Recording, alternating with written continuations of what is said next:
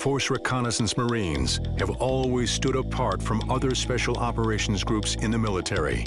But a decision made by Marine Commandant General Alfred Gray in the mid-1980s distinguished them even further. The panel recommended a single permanent anti-terrorist command be established, bringing together special forces from all the military services. In 1987, special ops groups from all sectors of the U.S. military joined together under one new centralized command called SOCOM, or Special Operations Command.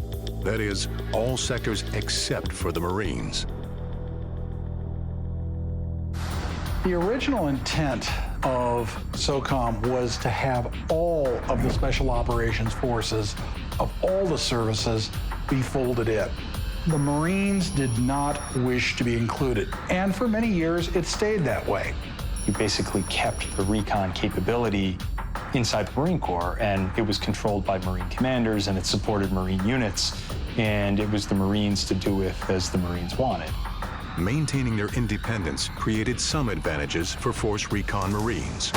But since they weren't part of SOCOM, Marine Force reconnaissance units were often overlooked for the U.S. military's most important missions.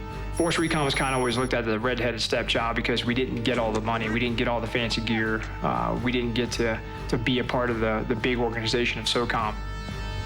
In 2006, after nearly 20 years of independence from SOCOM, the Marines decided to contribute to the Special Operations Collective.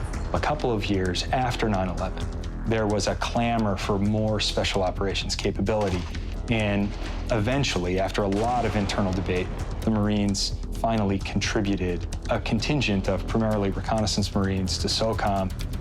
Now it's called MARSOC. As a small group to begin with, Force Recon was drained of nearly all its men, and the unit was disbanded. But within 3 years, the Marines rebuild their own special operations units, and Force Recon is born again. It takes almost no time for them to see serious action. Late 2009, they called and there was a request for forces for a Force Recon platoon to go to Afghanistan. And about 3 weeks later, we were on the ground in Afghanistan.